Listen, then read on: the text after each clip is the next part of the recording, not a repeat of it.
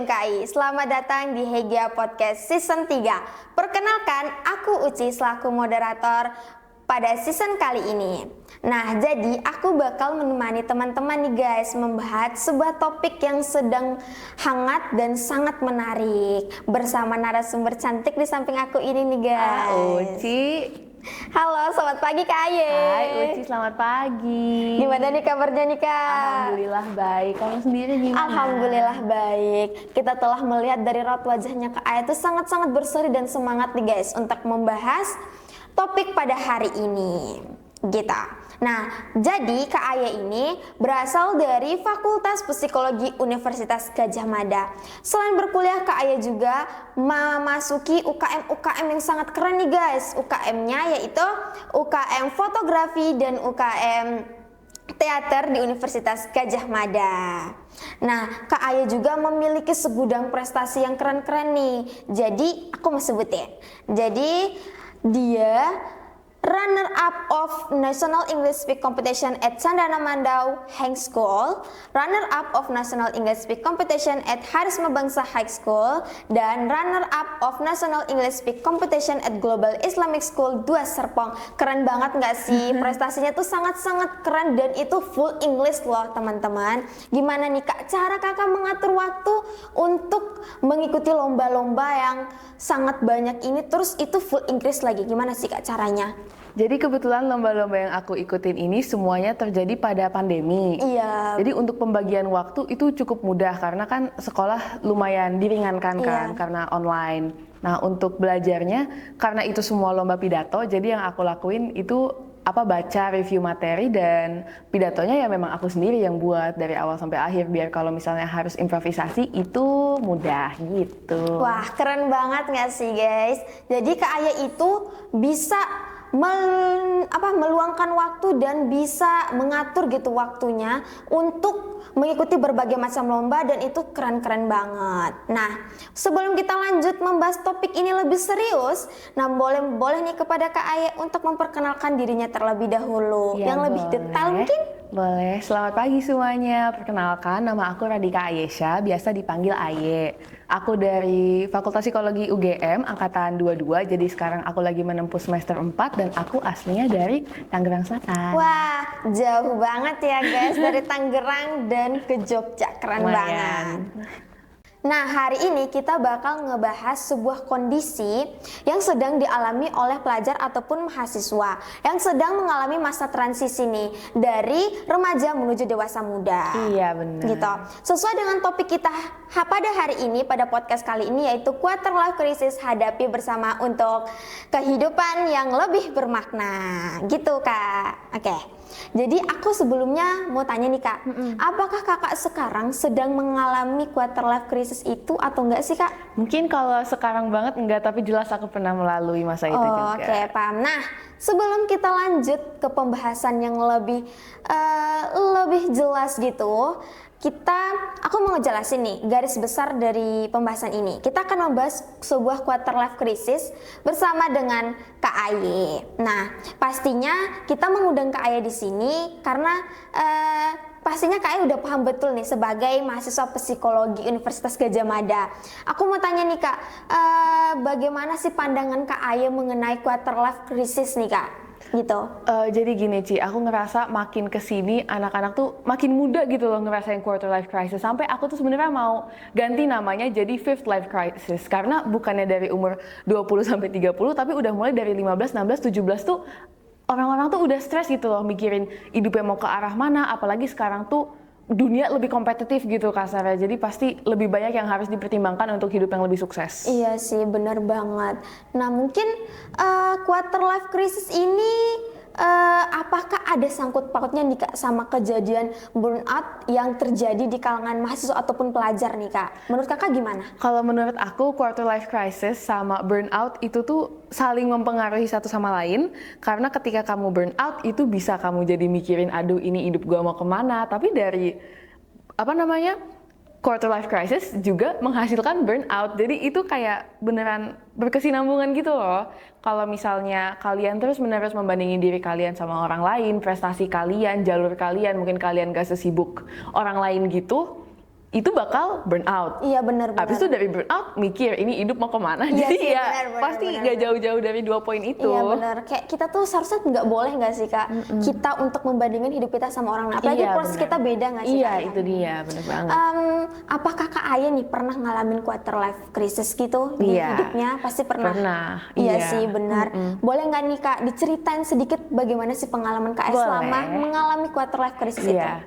Jadi mungkin pas awal-awal kuliah ya semua orang daftar Hana ini itu dan aku juga mau. Mungkin bukan dari FOMO tapi merasa itu merupakan suatu obligasi untuk aku menjadi mahasiswa yang sukses. Padahal indikatornya seharusnya bukan itu. Iya Kayak sih. apa kepanitiaan, organisasi semua diikutin. Iya. Tapi aku cukup senang karena selama aku berdinamika dengan banyak hal itu tuh pasti dalam ranah yang aku suka. Aku tuh nggak pernah memaksakan diri untuk kayak ikut divisi-divisi yang aku nggak mau, cuman untuk ngisi CV dan itu Iya, yang selalu bener. aku ingetin juga buat Iya. orang lain. Iya sih, berarti Kak Aya itu lebih mengikuti suatu kegiatan yang Kak Aya suka gitu. Iya benar. Gimana sih tantangannya nih Kak selama menjadi seorang quarter life crisis gitu? Tantangan terbesarnya apa? Terus ketakutan apa yang Kak Aya alami gitu Kak? Mungkin di kelas aku itu banyak banget anak-anak yang mengikuti organisasi yang cukup sengit untuk masuknya dan aku nggak masuk kan, dan itu cukup membuat aku mempertanyakan apa ya ke kualitas aku sebagai mahasiswa karena wah mereka bisa kok aku nggak bisa, padahal memang kan Iya. seleksinya cukup ketat. Itu Iya. cukup membuat aku overthinking dan Iya, ngerasa kalau misalnya aku kurang dari yang lain, padahal seharusnya nggak kayak gitu. Mungkin emang belum rezeki aja atau memang aku sudah akan diberikan Tuhan hal lain gitu sebagai pengganti. Tapi itu cukup mempengaruhi mentalku pada masanya karena aku jadi merasa kurang kompeten. Oh apa aku nggak sepintar mereka atau Iya. aku leadership skills-nya kurang atau gimana. Tapi seiring berjalannya waktu, apabila aku jadinya ikut organisasi itu, banyak banget kesempatan yang pasti nggak terbuka buat aku. Iya bener Jadi sih. kalau misalnya kita lihat di jangka panjang, akhirnya kan oke-oke juga. Cuman Iya. memang untuk bersedih pada suatu masa itu wajar banget. Berarti kita harus terus mencoba ya Kak, di Betul depannya. banget. Gitu. Berarti pikiran tuh bisa mempengaruhi mental di quarter life sendiri Kak. Itu sangat mempengaruhi. Jadi ketika kamu kayak selalu banding-bandingin diri kamu sama orang lain, selalu merasa kurang, itu bisa ngebuat stres atau mungkin GERD-nya kambuh karena Iya sih. pikiran tuh lebih kuat daripada yang mungkin kita pikirkan. Ngaruhnya tuh banget loh di fisik. Iya, Jadi bener harus sih. di maintain kestabilannya untuk kesejahteraan tubuh dan mental. Iya bener. Berarti pikiran emang sangat-sangat berpengaruh untuk kesehatan tubuh kita. Iya bener banget. Untuk Kak Aya sendiri, menurut Kak Aya sendiri mengapa sih Kak seseorang ini bisa mengalami quarter life crisis? Menurut aku, seperti yang aku udah bilang sebelumnya, sekarang tuh dunia tuh makin kompetitif, semua orang ikut banyak banget organisasi dan kepanitiaan, dan sehingga standarnya tuh di situ. Ketika pada zaman dulu, mungkin pas orang tua kita kuliah, itu kuliah pulang udah. Iya. Dan sekarang tuh rapat sampai malam, dan itu pun masih nyambi rapat yang lain. Mungkin kita fisiknya di mana tapi ikut Zoom juga, dan kesibukan itu menjadi sebuah norma. Kayak kalau misalnya kita punya hari kosong tuh mungkin malah aneh, buat aku kadang Iya, aneh. benar-benar. Dan seharusnya tuh nggak kayak gitu Karena udah terbiasa kan? Iya, karena udah terbiasa, entah ada kuliah, entah ada rapat, ada first get lah, Iya. ada apalah itu. Dan kata aku tuh sangat penting untuk kita mundur dan memprioritaskan diri kita sendiri. Dan kembali lagi ke pertanyaan kamu, kalau misalnya kamu dikelilingi sama orang-orang yang memang ambis, yang Iya, memang benar. ikut banyak hal, udah jelas kalau kamu ngeliat mereka kayak kok aku nggak bisa kayak gitu juga. Iya. Mungkin nggak semua orang kayak gitu, tapi secara umum banyak kasus yang seperti itu. Jadi kayak ada perbandingan gitu. Iya, kembali lagi ke perbandingan. Karena misalnya kamu lagi santai di kos, kamu ngelihat ada anak kos kamu yang kayak bolak-balik masuk kos keluar kos, entah Iya, ikut iya, kegiatan iya. apapun ya, kamu bakal ngerasa aku juga mau kali kayak Iya, bener gitu sih, kadang bener. ya. Jadi kalau misalnya sebagai motivasi itu tuh hal yang bagus, tapi kalau misalnya sampai itu Membuat overthinking. iya membuat overthinking atau membuat kamu jadi stres, itu udah nggak baik. Oh iya sih bener. Emang karena pemikiran terus kita membandingkan diri kita sama orang lain, kita juga ingin seperti orang itu, jadi kita menganggap diri kita tuh kayak aku ngapain. Iya, bener Mereka banget. melakukan hal-hal yang dalam pikiran kita tuh lebih baik dari Iya, mereka itu gitu dia. ya. Padahal kita nggak tahu juga perjuangan mereka Iya, gimana, benar, belum benar. tentu semudah, sebahagia yang mereka tunjukin di sosial media. Iya sih, benar. Menurut Kak Aya nih, bagaimana sih quarter life crisis ini bisa mempengaruhi mental ataupun fisik seseorang, Kak? Apalagi kan kayak orang yang udah membanding-bandingkan diri dia dengan orang lain tuh ngebuat dia tuh kayak minder sendiri gitu kan, Iya. Kak? Overthinking, aduh aku takut nih buat ini karena orang ini pasti lebih baik daripada aku. Bener banget, Menurut iya. Kakak di mana? Menurut aku itu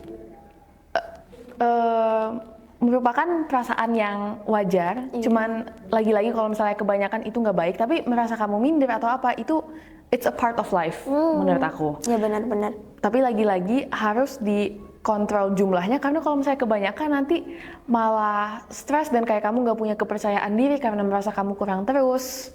Jadi harus selalu kamu ingetin ke diri kamu sendiri kalau misalnya lagi-lagi jalur orang beda-beda. Jangan pernah nyamain perjalananmu sama orang lain.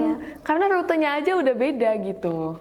Karena sebuah proses seseorang itu pasti berbeda-beda. Benar, pasti berbeda dan ngaruhnya misalnya kamu stres. Habis itu jadinya kamu asam lambung karena mungkin kebanyakan minum kopi Pikiran atau juga. kebanyakan pikiran atau kurang tidur yang Iya sih, benar-benar. berkelanjutan. Itu ya asam lambungnya dan kayak kekurangan tidurnya itu nggak cuma di satu waktu itu mempengaruhi, nggak cuma di satu waktu itu yang badan kamu terpengaruhnya. Iya. Tapi sampai masa depan juga bakal terpengaruh. Kayak kamu sekarang kamu rapat nggak tidur, tidurnya subuh gitu, badan kamu bakal tetap ngerasain itu 30 tahun lagi.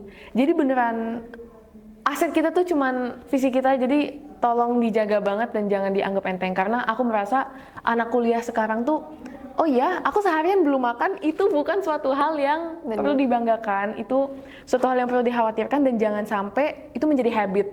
Habit yang akhirnya kayak nggak makan berapa hari, atau nggak tidur yang cukup berapa hari, itu nggak boleh gitu. Dan mungkin kita sebagai teman orang lain harus nyoba ingetin juga. Jadi selain ingetin diri sendiri, alangkah baiknya kita bisa mengingati orang di sekitar kita juga. Berarti ada efek berkelanjutan. Bener banget. Untuk kalau kita mikir, oh aku nggak usah makan, ntar aja Iya. bisa makan cemilan. Mereka nggak boleh. pikir efek berkelanjutannya akan Itu seperti dia, apa. bener banget Iya sih. benar, Iya. benar. Emang sih, emang kalau pikiran udah sangat-sangat rumit tuh sulit gitu mengambil Iya, keputusan. bener. Tapi tergantung ke diri kitanya sendiri lagi Iya, ya Kak. Iya sih. Menurut Kakak nih, gimana strategi untuk kita mengelola diri kita agar kita tuh kayak emosi kita bisa diatur, pikiran kita bisa kayak stabil. Gimana caranya Kak? Biar kita tuh lebih kayak santai juga menjalani hidup, bisa menikmati gitu Kak. Nah, iya. Kalau menurut aku, ini aku udah sebutin sebelumnya, cuman tolong diingat perjalanan kamu dengan orang lain itu berbeda. Kalau misalnya kalian dari awal aja starting pointnya sudah beda, jadi nggak bisa kalian nyamain, oh kok dia udah nyampe sini aku belum, ya karena aspalnya aja mungkin beda gitu. Jadi nggak bisa kita plek ketiplek bandingin A sama B ketika banyak banget faktor di balik itu yang berbeda. Jadi tolong diingat itu yang pertama. Yang kedua, bisa coba mencari hobi atau aktivitas yang kalau misalnya kalian sedang overwhelmed, itu kalian bisa lari ke situ. Karena menurut aku itu suatu hal yang penting, entah mungkin yoga, meditasi, atau yang suka olahraga bisa jogging atau main bulu tangkis. Menurut aku itu suatu hal yang penting karena kegiatan fisik kayak gitu tuh bisa menaiki suasana mental juga. Jadi bukan hanya badanmu jadi seger, tapi pikirannya juga ikut ke refresh. Itu Iya. yang kedua. Benar. Terus yang ketiga, mohon diingat kalau misalnya masa muda kita tuh cuma sekali doang, nggak apa-apa ikut organisasi dan kepanitiaan, jelas menambah pengalaman juga dan menambah relasi. Cuman jangan lupa untuk memprioritaskan diri sendiri. Nggak apa-apa untuk ada hari yang kosong yang beneran untuk kalian doang, yang bangun siang, yang nggak ngapa-ngapain. Jangan sampai kalau kalian punya waktu untuk diri sendiri itu malah merasa nggak enak gitu. Iya, Kayak, bener. kok nggak ada apa-apa, kayak please ajak gua rapat, itu jangan. Iya, benar-benar. Kayak seperti yang aku tadi udah bilang, udah jadi normal gitu loh untuk orang, oh iya jam 10 di sini, jam 12 di sini, jam 2 di sini, tapi please take a step back and take time for yourself. Kalau dari aku sih kayak Iya benar. Berarti strategi-strateginya tuh cukup sangat-sangat keren guys. Kita bisa menyimpulkan strateginya tuh ada 3 tadi ya Kak ya. Yang pertama kita tuh nggak boleh membandingkan proses kita dengan orang lain. Terus yang kedua kita bisa melakukan hal-hal positif nih dengan melakukan hal-hal yang kita suka. Iya. Terus yang ketiga yang terakhir ini kita harus bisa meluangkan diri kita, meluangkan waktu gitu buat diri kita sendiri, kayak mau staycation sendiri mungkin, atau kita istirahat atau tidur gitu, menikmati kesendirian untuk diri kita itu. Memberikan waktu-waktu spesial kayak Bener gitu. banget.